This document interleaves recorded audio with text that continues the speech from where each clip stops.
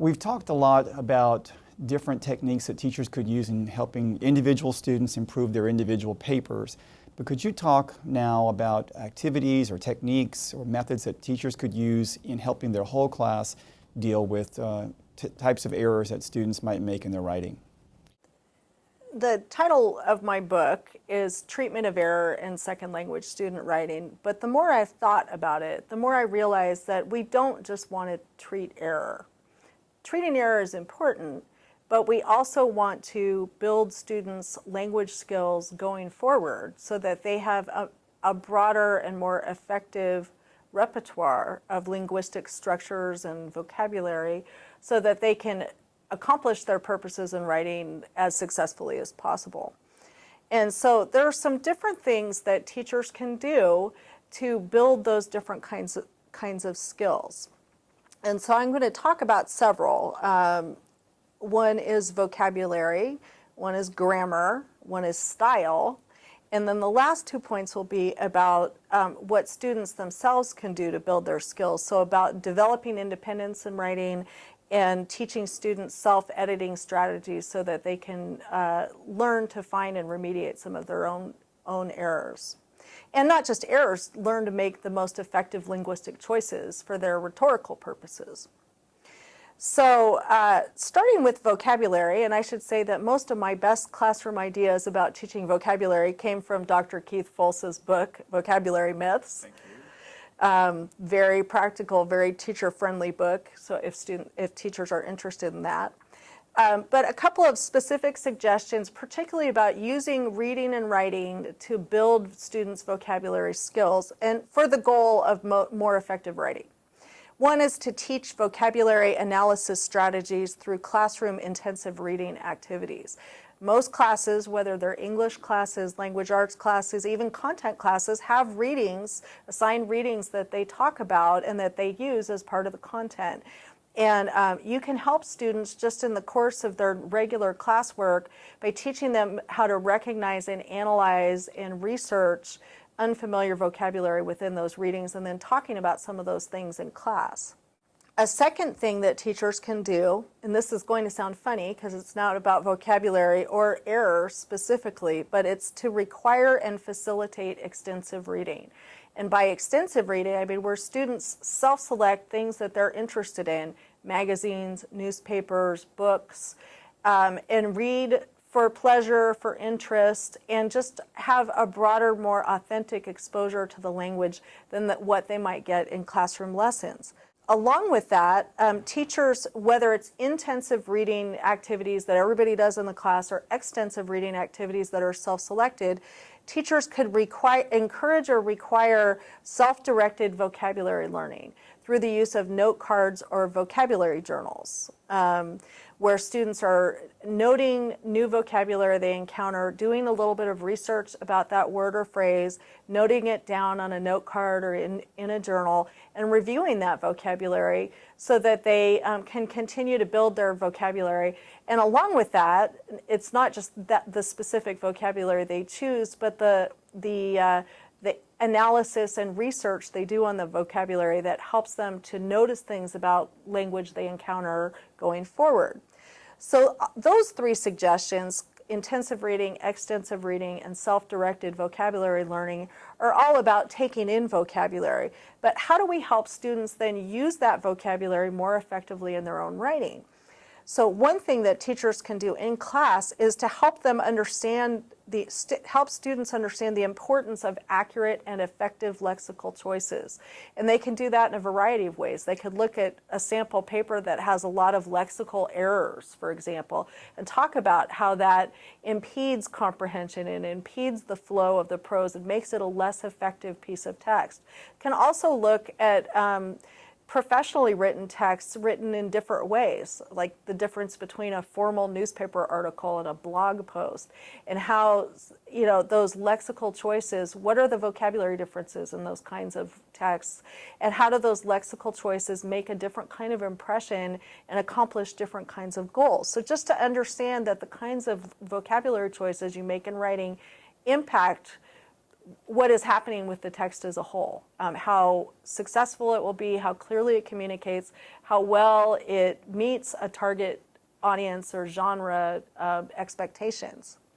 And then finally, you can teach students to analyze and revise vocabulary choices in their own writing. Again, working with a finished or near finished piece of text, go through and say, have I used the exact word to convey my meaning? Have I used the best word, given that English has lots and lots of synonyms, and often you have many choices about how to say a particular thing? Is what I've said here not only the most accurate and correct, but the most effective for this genre, for this formal or informal register, for this audience? So moving from how you take in vocabulary through reading to self-directed vocabulary learning and then applying that knowledge to their own writing is a 5-step process that teachers can do in a variety of classes. Again, not just in English classes, but even in classes in a particular content area. I think one thing I liked is, again, thinking about an activity that a teacher actually could do it in class. I know you'll be talking about grammar in a little while, but we tend to have many exercises where it's a passage that has different kinds of grammar mistakes in it, and we always have students analyze the grammar mistakes. But having an exercise where there are lexical errors and the students are actually analyzing the lexical errors is really, in comparison with grammar, in my experience, rarely done, relatively speaking. And that's unfortunate because lexical errors or lexical improvement is such an important part of becoming a better writer, better speaker, better communicator in English. So this kind of activity I think is a really good thing for teachers to do in class. I agree, it's rare and it's a very, very important thing. It can make or break a text, using the wrong word or less effective words, and I think teachers underestimate it in their instruction and students underestimate it in their own reading and writing, and the more it can be put to the front and center of everyone's attention, the better. I agree. I would also add that one thing you said about vocabulary, having students keep the note cards or the notebook or something like that. I love vocabulary, it's my big area, but I used to naively believe that students would just do this on their own and that everybody just knew how to keep a notebook. They just knew what to do.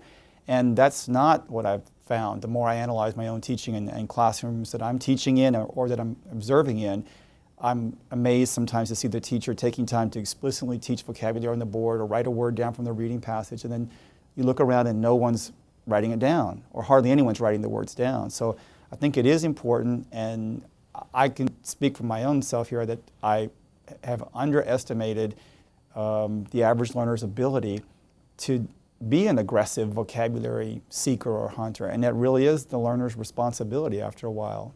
I agree with that, and I'd add to it that it's also important for teachers to at least spot check those vocabulary cards or notebook entries.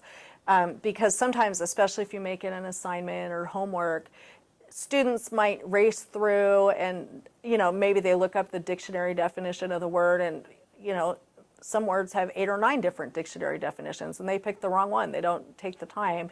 It's like, I just have to write something down on the card because the teacher's going to check that I did the cards.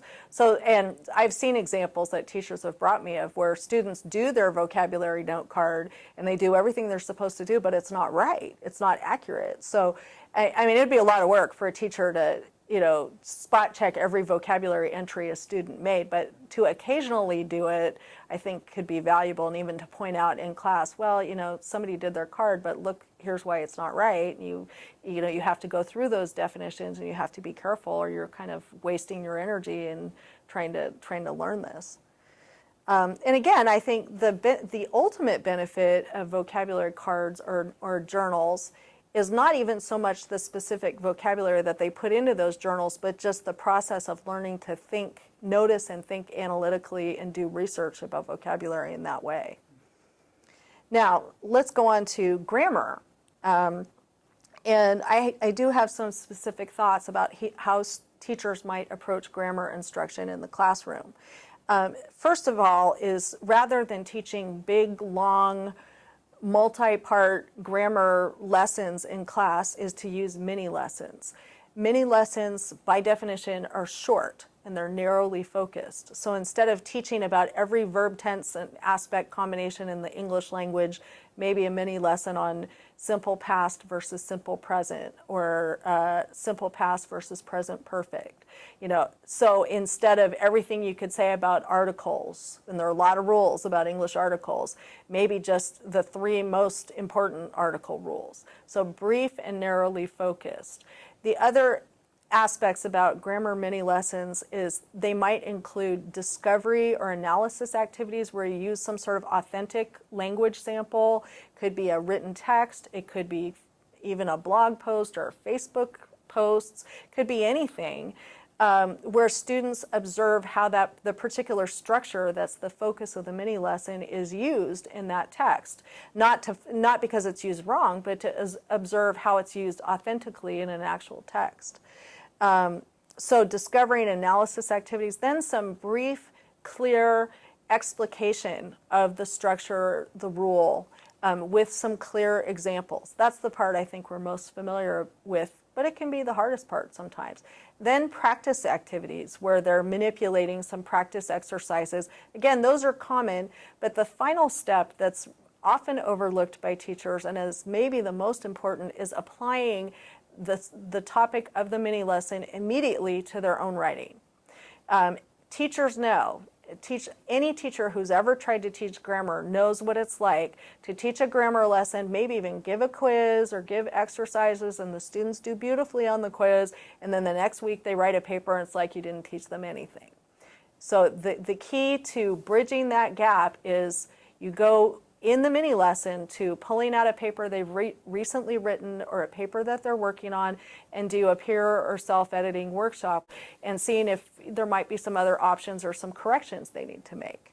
I think that is a critical part. I think it's probably, if I had to single out one complaint that teachers make about the teaching of grammar, it's that I've taught point X or point Y and we had the quiz on it. I gave them 50 multiple choice questions and everybody got 95.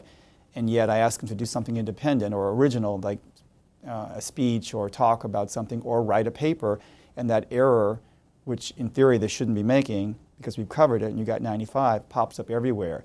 And I always ask teachers, well, did you ever practice it in the actual context of what you wanted, which was an original paragraph, or noticing it in the, you mentioned blogs, for example, written by native speakers. Students have a hard time making that transfer to the real world, if you will, leaving the grammar page, going to their real writing. But it is something that teachers certainly could practice in class. It's doable. It is doable. And it's the missing link. It just seems to be that, they have their grammar quiz part of the brain and then their writing or speaking part of the brain, and you need to help them make those connections. Also, of course, going back to a point earlier, is language acquisition takes time. And even if you've learned something, being able to remember it and apply it correctly, that takes time and patience as well. So I've talked a bit about the structure of mini lessons and how they might work. So what should they be about? Well, I have a couple thoughts. One is about patterns of error that are common to the whole class. And when I'm teaching a writing class, I put space in my syllabus for what I call common error days. Where I've looked at a set of papers and maybe the task has elicited certain patterns of errors that lots of students make. And so I don't know when I write the syllabus what those common error days will be about yet. I don't know till I read the papers. But I make a collection of student samples and then I design a mini lesson around those common errors. So that's one thing, is if you notice that most or all of the students are making the same error, that's a good target for a mini lesson.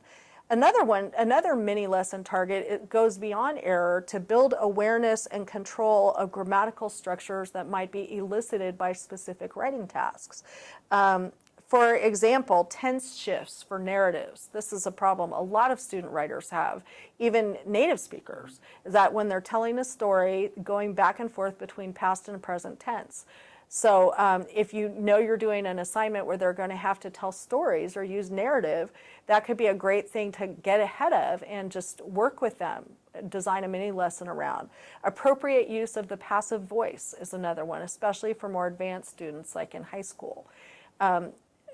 when my kids were in high school, they actually had it on the rubric of the English department that students were not allowed to use passive voice, period, and that if they ever did use it, their grade would go down. And I still remember my high school daughter asking me to proofread her paper saying, do I have any passive voice? I say, no, you don't. Are you sure? Yeah, I'm sure.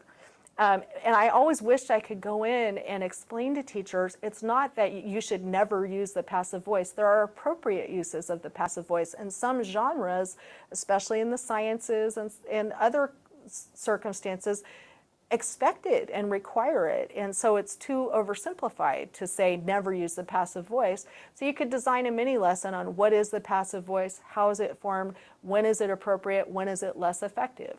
And again, if you're using a particular genre where passive voice is either preferred or dispreferred, that could be a great target for a mini lesson for the students. Thinking also that, especially in maybe the secondary setting, you were saying earlier about having students notice these things in the real world. So if I'm the language arts teacher, for example, and I'm dealing with composition, but I know they have a science class, then why not have the students look in their science books to analyze a paragraph? Because you can't, sort of the mantra that's been incorrectly repeated is no passive voice. For whatever reason, somebody didn't like that at some point in the history of the English language. But it certainly is a part of the English language, and it's necessary, not only possible, but necessary in some genres, as you said. And science would be a really good example of that. Yeah, and you could even talk, sort of moving on to my next point, which is style, but you could talk about the rhetorical impact of using the passive voice or not using the passive voice. For example, if a corporation has an oil spill or the government makes a terrible mistake, what do they say? Mistakes were made. Passive voice, right? And you could talk with the students about, well, how is it different if we say we made mistakes? Well, passive voice is a distancing move that some people choose for a variety of political or even business, or even because they'll get sued in a lawsuit. So students should know, for example, that it's an option. It's not a bad thing, but as I think what you were saying earlier is that you don't want to overuse it. But if the students haven't been made aware that there is something such as active voice and passive voice for all these different verb tenses, then it's really not an option. And even to recognize when it's used in text they're reading and talk about why the author might have chosen to use the passive voice in that setting. Another example I like is a lot of times in a syllabus for a course, a teacher might say no late homework will be accepted, or no late papers will be accepted, passive voice. She could say, I do not accept late papers. But it makes it seem like sort of a vague school-wide policy when you do it in the passive voice. But yeah, it's not me, I didn't do it, but schools require me to do it. There are interesting uses for the passive voice. Sometimes in science, they'll say the experiment was conducted over a 6-week period. Why? Because it's not important who conducted it. It's just important that the work was done. It's the scientific method. So you can use mini lessons to build awareness of these different structures that have these real-world uses.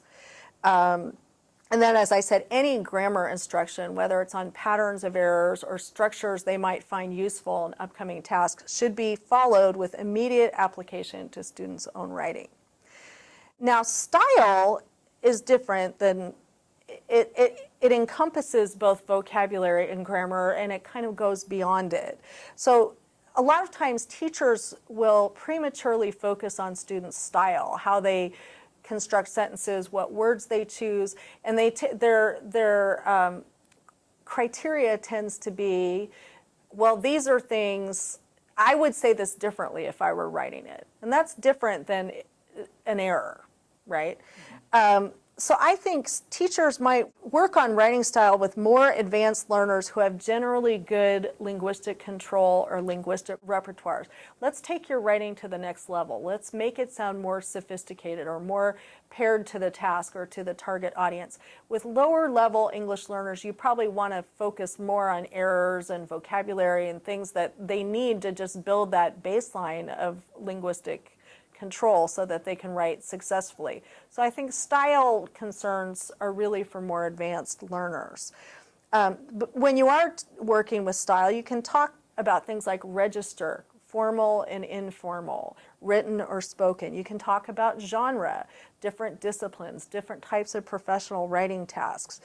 For example, we talked about past and present tense and the so-called literary present, where you talk about what an author wrote in the present tense, even if it was written hundreds of years ago. That's very common in literature, English literature.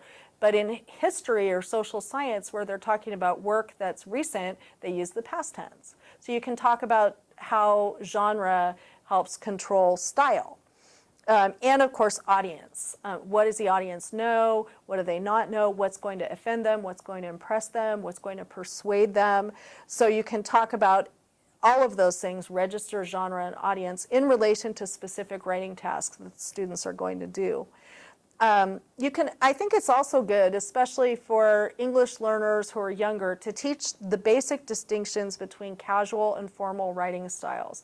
A lot of secondary and college teachers observe that students often write the way they talk, and that's not always a good thing, depending on the context. So some examples: use of contractions, okay or not okay. Use of first and second person, well, it depends on the task. Use of casual punctuation, such as dashes or parentheses.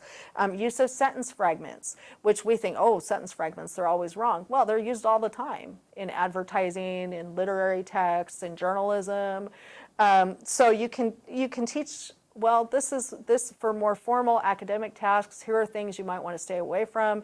But look at this blog post that the journalist wrote. See how he uses a more casual register here. And then also another thing that I think is helpful, especially for English learners, but even any young learners, is to help them become aware of vocabulary choices that might be considered informal or even cliche. I see this a lot. I teach college students, and I see they use a lot of real cliche terms and phrases. And I realize that to them, they don't know what a cliche is. That's just part of their vernacular. That's part of their vocabulary. So even pointing out, well, this is cliche because it's used over and over and it's considered more casual, and sort of heightening their awareness of those kinds of choices as well. So writing style is a broad category, and there are a lot of interesting things you could work on. And again, my advice would be to, with more mature, more advanced learners, those are good kinds of things to start calling attention to. Because as they go on to college or the workplace, they're going to need to develop more mature, sophisticated writing choices. A question I get asked a lot these days, especially by secondary language arts teachers, or all secondary teachers in fact, is with so many of our younger people, younger learners using technology, texting, etc., what is the impact of texting and writing and those different media? How is that impacting students' actual writing and papers they're submitting? Or maybe you've noticed, I certainly have in emails that are sent to me, where this is just not the way you talk to the professor. But if you said it out loud, it sounds okay, but you're not saying it out loud, you're writing me. I think we're just beginning to scratch the surface on the impact of technology on students' literacy, not just their literacy knowledge, but their literacy practices. One thing I don't see is students using texting language and spelling in school papers. They seem to know the difference.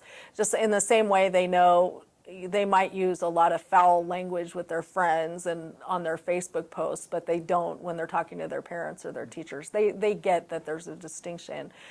The email thing, I agree. Students could use a little bit, especially as they're heading into the adult world of job applications and communicating with employers or with professors. They could probably use a little basic email etiquette, information. So yeah, those are other interesting style things. But in terms of how students' literacy practices are affecting what they know and what they do in more formal writing situations, I think that's evolving, and we're just beginning to understand what that means. I do see that one of the impacts is this more casual conversational register, even in formal writing tasks. And not that that's a terrible thing, but it's important to sort of call students' attention to it and make them aware that there are different choices that different kinds of contexts might call for.